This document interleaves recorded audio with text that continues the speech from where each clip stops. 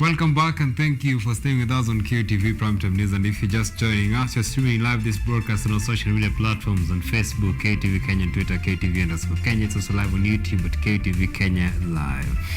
Now, the Cabinet Secretary nominees today were on the hot seat, appearing before the National Assembly Appointments Committee to prove their competence in their respective dockets. And last week, members of the August House vowed to focus on the Chapter 6 of the Constitution on integrity in the vetting process. And a section of Azimio MPs insisted that the Prime Cabinet Secretary post, which was given to Musalia Mudavadi, is illegal and it has no roles provided for in the Constitution. That is politics. Deputy President Rigathi Gachagua also takes a temporary leave as the court adjourns the graft case against him. Can we foresee the ending? And that generally forms the basis of our discussion tonight. And joining me is Victor Misuo, is a political analyst. Thank you so much, Victor, for dedicating your time for this discussion. It's always my pleasure to be here. All right, let's get the ball rolling. Today we have seen what's happened. The nominees for the various dockets in the cabinet today faced the committee, the parliamentary committee on appointment. And of course, we've seen the people who are vetted today, taking examples of Musalia Mudavadi, Duale, the IG to come, that is Justin Muturi, and of course others who are on the hot seat today. So what do you make of, rather, just assessing from how the vetting process went, how smooth probably it was, and the kind of questions they were being asked? General, what do you make of this whole process? When I take from the words of senior counsel Cherargei, they just said the process it's just a process. The nomination is done and dusted. I saw it in his Twitter handle. And truth be told, yes, no one will be turned down. We can see every legal loophole that will undermine the vetting processes. President Ruto, as wise as he is, he has already tackled it.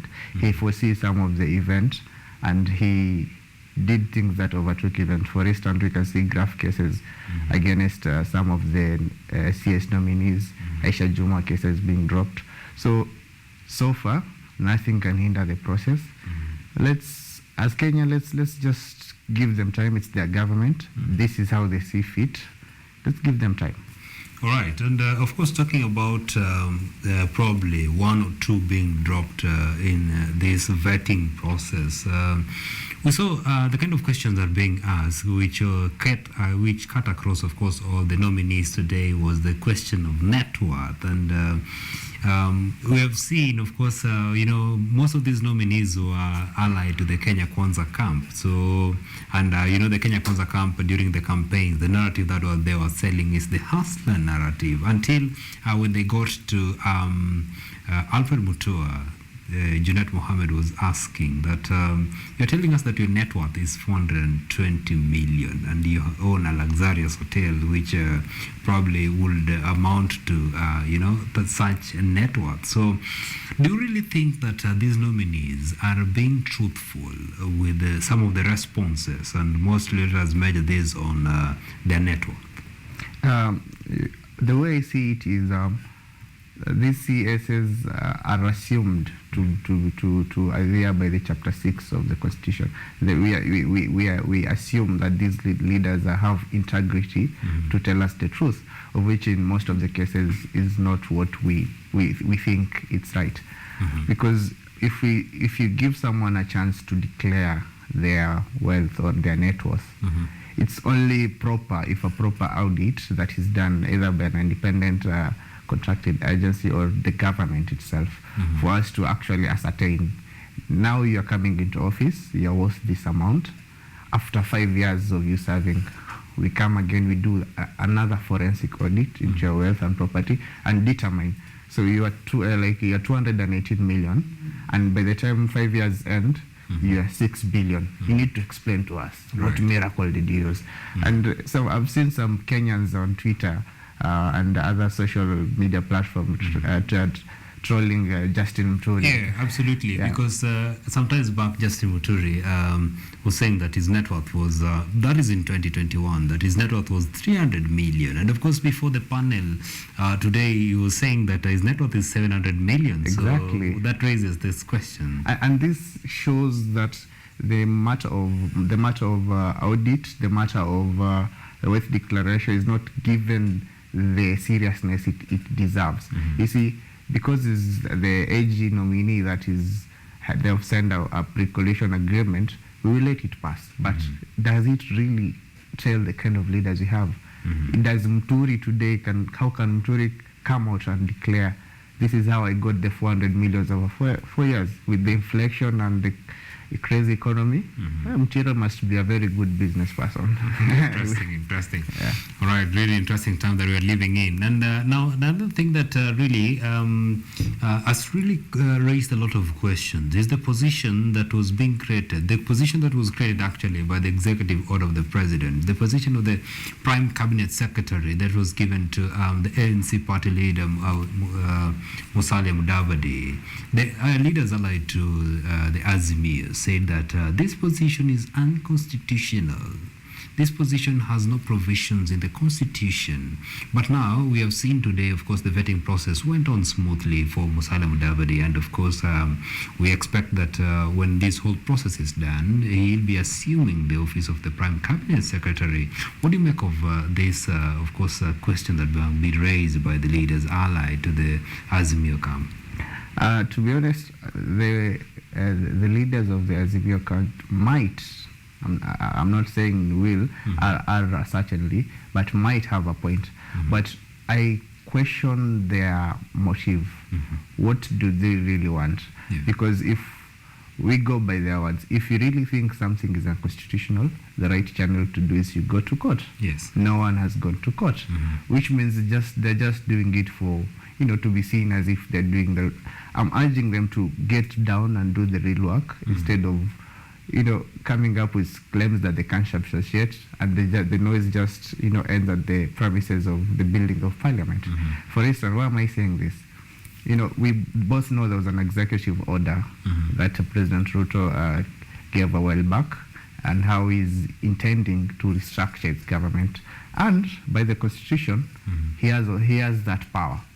And one thing that the Azimio people cannot tell you is that the position of prime cabinet secretary is actually, Musalia Mudavadi is no or less than a CS, because the constitution says that we can have a maximum of 22 cabinet secretaries, and in all the cabinet nominees that were elected, including Musalia Mudavadi, who is a CS, but his role as a CS has been, stipulated and given by the standing, by the order that the president gave.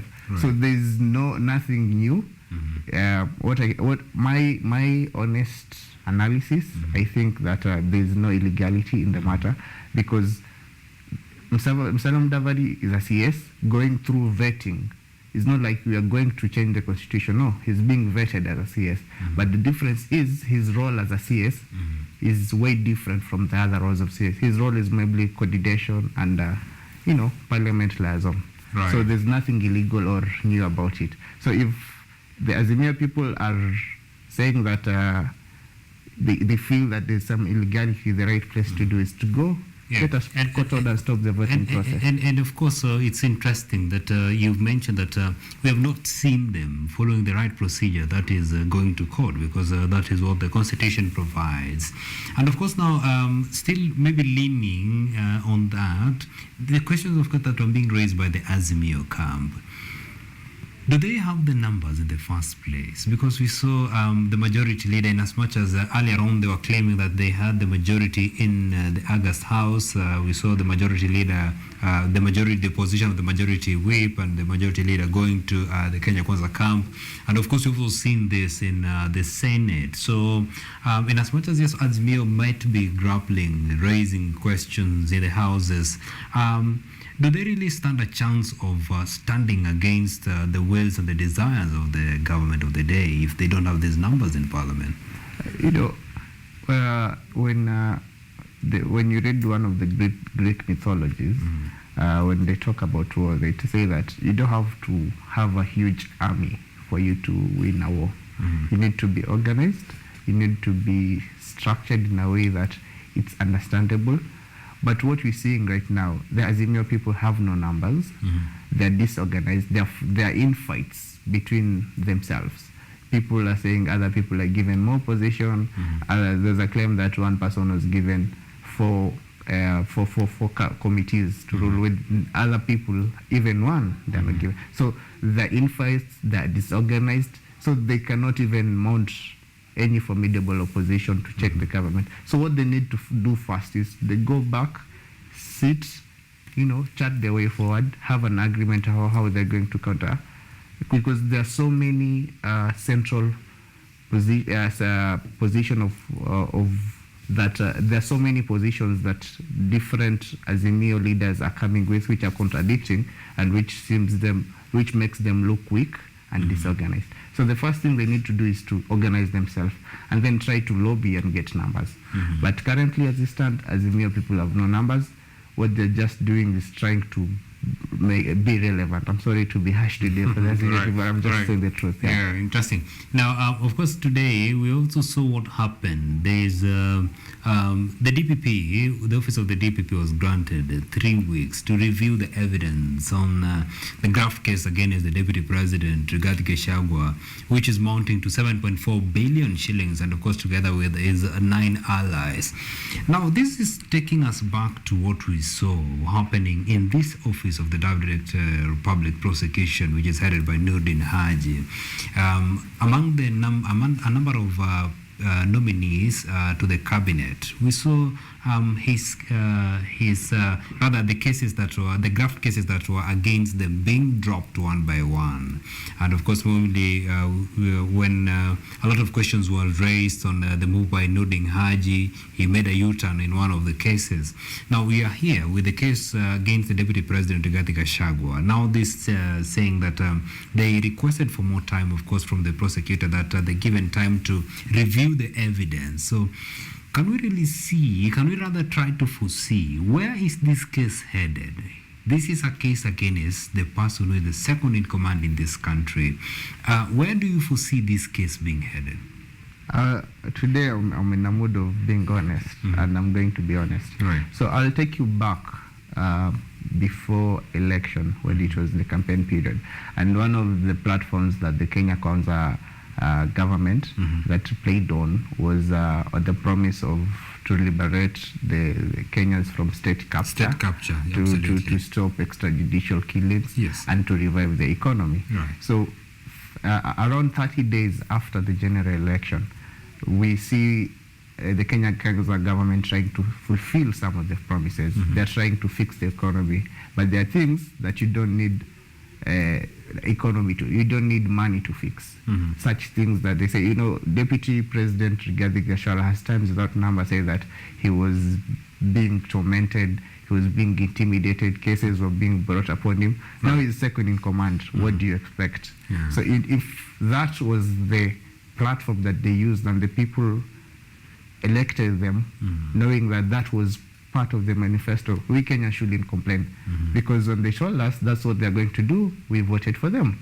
This is what they said. This is what they call freedom. Right. So we see people complaining that why are other cases being dropped while other cases like Waluke's case is still there. But if we go back to what they promised, this is what they promised, and this is basically what they are trying to fulfill.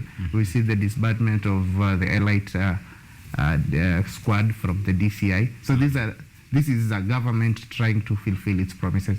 So I see all cases that Mudotiji Hadi as being excited to drop, they'll definitely disappear. And I don't expect differently from Rigathi's case.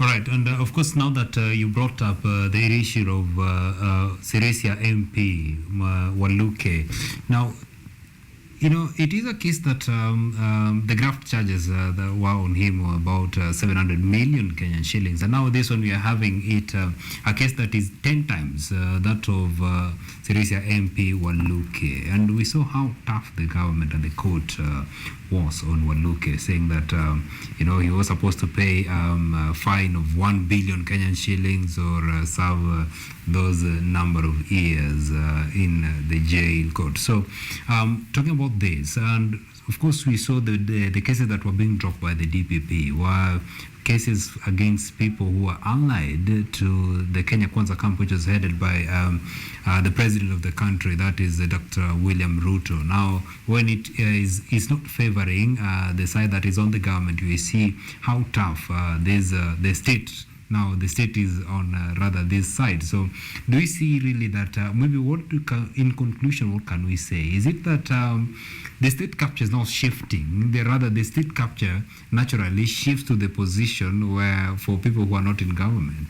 And that's a valid point. And if we look it from that angle, critics will say, why is it that if indeed Nurdin Haji doesn't have evidence against some cases, why is it that these cases are only allies of the President Ruto? Why is it that no other cases that are being withdrawn? So the suspicion is, why is it a certain caliber of people being forward over other people? And I think for good democracy and good manners, it's the DPP should come out, give out a satisfactory statement to the public. It's not because we support the government, but we need explanation. We can't just wake up and tell us that the person that was killed in Kilifi County, when there was a by-election, when there was chaos that allegedly Aisha Juma was being charged, that the person died, but the person who killed him is nowhere to be found. Right. The person died and was shot, so someone shot the person. Who is that person? If it's not Aisha Juma. So don't just drop cases. Give us satisfactory answers. So a fair question is Aisha Juma is pleaded not guilty? Fair. Who killed the young boy? Right. Where did the bullet come from, heaven or somewhere? So the DPP needs to come out and clarify some of the issues. It's not a matter of which side you're on. It's a matter of perception. If we perceive that the DPP has been captured by the state before even the State Capture Commission has been established, then there's a big problem. Right. So the DPP needs to come out and give explanation. I know the Constitution gives you the power to withdraw after the court has given you a leave. Yes. But for good democracy, come out and give us the statement. All right.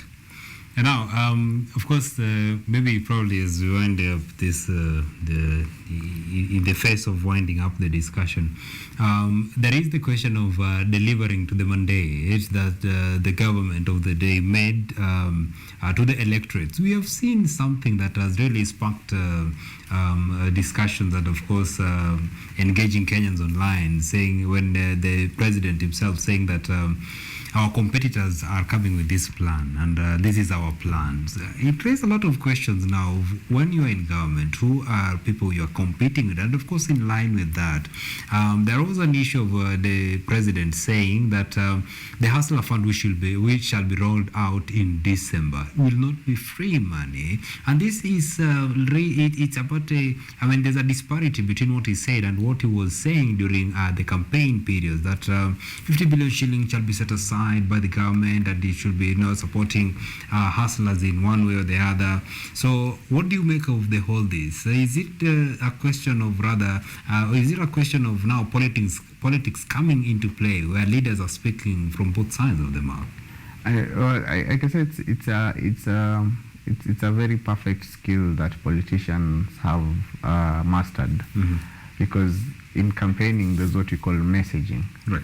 They intended to give the 50 billion, but they needed to give it in a certain way that people would be appealed. So it's a matter of they were trying to market, but coming to the realities of the day, now it conforms. They say that the Hustler Fund, the loans will have an interest of not less than one digit, not more than one digit. Yes. And during the campaign, they said that there will be no interest. There will no interest. Yes.